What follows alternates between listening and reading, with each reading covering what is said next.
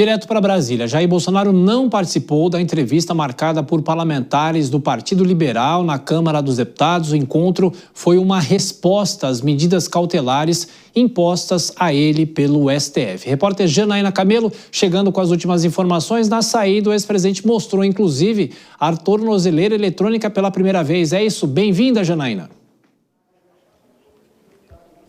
Muito boa noite para você, Thiago. Boa noite a todos que estão nos assistindo. Exatamente isso. Ele mostrou, o Jair Bolsonaro mostrou ali a tornozeleira eletrônica, levantou a calça, mostrou para todo mundo que estava aqui, os jornalistas, no caso, aqui na Câmara dos Deputados, aqui no Salão Verde, numa expectativa de ele dar essa entrevista coletiva, né? Mas que essa entrevista aconteceu, Thiago, mas sem a presença de Jair Bolsonaro. Porque o que aconteceu? Essa desistência dele de dar essa coletiva foi muito de última hora. Foi logo depois de um despacho, um novo despacho do ministro Alexandre de Moraes, reiterando as medidas cautelares que impôs a ele na última sexta-feira. Porque qual era o plano inicial ali da oposição, dos parlamentares da oposição? Eles desembarcaram aqui em Brasília entre ontem à noite e hoje, justamente para fazer uma estratégia, elaborar uma estratégia de defesa de Jair Bolsonaro contra essas medidas cautelares impostas por Jair Bolsonaro. Então, era fazer uma reunião de emergência que aconteceu, começou ali no iniciozinho da tarde, e ali no meio da reunião, interromper para uma coletiva de imprensa pelos parlamentares, concedida ali pelos parlamentares de oposição, com Jair Bolsonaro. Mas aí veio esse despacho do ministro e a gente eu vou ler para você um pedacinho do que o ministro disse nesse despacho. Ele reiterou ali que uma das medidas cautelares, a proibição de utilização de redes sociais diretamente ou por intermédio de terceiros. E o que Moraes esclareceu nessa decisão, que inclusive ainda gera um pouco de dúvidas sobre o alcance dessa decisão dele, porque, Thiago, só lembrando, as medidas cautelares que foram impostas na sexta-feira não inclui proibição de conceder entrevistas, tanto que de lá para cá Jair Bolsonaro tem concedido diversas entrevistas para diversos veículos. Então, o ministro Alexandre de Moraes, nesse despacho, ele diz o seguinte, que essa proibição das redes sociais inclui, obviamente, as transmissões ou veiculação desse conteúdo em qualquer plataforma de rede social de terceiros, não podendo o investigado se valer desses meios para burlar a medida sob pena aí de decretação de prisão. Então, esse despacho do ministro veio exatamente no meio dessa reunião, no meio dessa agenda dos parlamentares de oposição, com toda uma expectativa de Jair Bolsonaro conceder uma entrevista e ele falaria ali sobre esses últimos acontecimentos das últimas horas, né? Quem falou nessa entrevista coletiva foi o líder da oposição, o líder do PL, na verdade, o deputado Sóstenes Cavalcante. A gente vai ouvir um trechinho do que ele falou.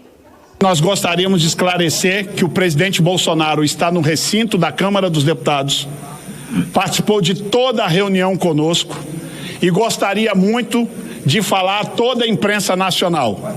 Entretanto, por mais uma ordem de censura do ministro Alexandre de Moraes, preventivamente, seus advogados, inclusive, o recomendaram não mais falar com a imprensa. Este é o Brasil e a democracia relativa que nós estamos vivendo. O deputado, o líder Sóstenes, o Thiago, ele conversou agora há pouquinho aqui com jornalistas e explicou que os advogados de Bolsonaro ligaram para ele ali no meio da reunião, pedindo que ele não... ligaram ali para Bolsonaro também, pedindo que ele não concedesse essa entrevista por precaução. Então, acabou que ele não concedeu, mas ele acabou saindo ali da sala logo depois dessa entrevista coletiva e aconteceu toda uma confusão aqui no Salão Verde da Câmara dos Deputados, porque era muita imprensa que estava aqui, Thiago. Então, jornalistas ali naquela correria, os cinegrafistas ali para tentar pegar imagem, qualquer palavrinha que Jair Bolsonaro pudesse dizer. A gente tem até uma imagem aí para mostrar, um videozinho bem rápido ali de uma mesa quebrada aqui no Salão Verde. Acontece que nessa confusão toda é muito difícil, né? Às vezes tem até microfone com fio, então acabou que alguém esbarrou ali na mesa e acabou quebrando essa mesa e infelizmente aqui no meio do Salão Verde, mas felizmente ninguém ali se feriu. E aí foi nesse momento que Jair Bolsonaro parou, ele desceu aqui as escadas do Salão Verde, ali próximo à chapelaria, que fica um pouquinho aqui do lado, interrompeu ali a caminhada dele, que ele estava indo embora, e resolveu parar e falar com a imprensa e mostrar a tornozeleira eletrônica. A gente vai ver exatamente esse momento e ele novamente critica a decisão do ministro Alexandre de Moraes. Não roubei os cofres públicos. Isso aí. Não desviei recurso público. Tira o celular aí, não matei tira o celular aqui, ninguém, moço. não trafiquei Tira o celular aí, moço. Tira o celular aí. Isso aqui é um símbolo da máxima Abre aí, pô. Abre isso. humilhação aqui. Abre aí, pô. Você tem que... Calma, galera. Empurra silêncio! Estão fazendo com o ex-presidente da República. Só um pouquinho a cabeça. Nós vamos enfrentar a todos. O que vale pra mim é a lei de Deus. Pois é, foi aí o que o presidente disse. Inclusive, esse vídeo foi republicado em alguns perfis, viu? Incluindo do deputado federal Nicolas Ferreira. E aí vai de encontro a essa decisão do ministro dizendo que nenhuma fala de Bolsonaro ele poderia ser reproduzido em outra conta de outra pessoa, né, de terceiros. Amanhã, Tiago, foram convocadas audiências na Comissão de Relações Exteriores aqui da Câmara, na Comissão de Segurança, que são duas comissões que são presididas pelo PL, e isso contrariando até a decisão do presidente da Câmara, Hugo Mota, que tinha dito que não convocaria nem reuniões no plenário, audiência no plenário ou nas comissões, porque está em recesso parlamentar, mas mesmo assim a oposição manteve essa decisão de convocar essas duas reuniões, inclusive em uma delas o ex-presidente Jair Bolsonaro vai estar presente, amanhã às 10 horas da manhã. Tiago. Perfeito. Janaína Camelo, com o Judiciário em Brasília, você volta daqui a pouquinho. Vou chamar já as nossas comentaristas. A Deise Gilcara está aqui nos estúdios, mas antes a gente chama a Dora Kramer aqui no nosso telão. Pode entrar, Deise, aqui com a gente também, para falar, obviamente, sobre essa situação do Judiciário em Brasília. Ô, Dora, eu começo por você e nós temos uma informação que acaba de chegar. O deputado Eduardo Bolsonaro concedeu agora há pouco uma entrevista a um podcast, enfim, e ele declarou que o ministro Alexandre de Moraes bloqueou as contas dele, imóveis, bens, imóveis, enfim. A informação que ele fala é em relação a imóveis. Não há essa confirmação oficial por parte do Supremo ainda, mas possivelmente teremos essas informações nos próximos minutos ou nas próximas horas. Mas eu queria já te dar as boas-vindas e perguntar, claro que tudo isso vai se escalando, a questão do cerco à justiça ao ex-presidente Jair Bolsonaro e essa ação de Eduardo Bolsonaro fora do Brasil. Bom trabalho, Dora.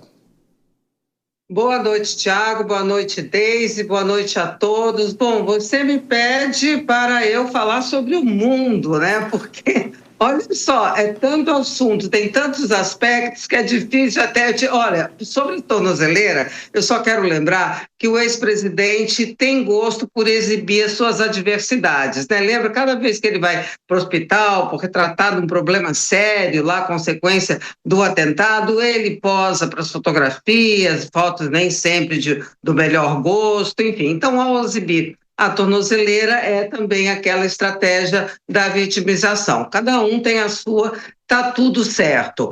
Agora, tem essa movimentação do PL que ela eu já ligo ela ao comportamento, às atitudes do deputado Eduardo Bolsonaro.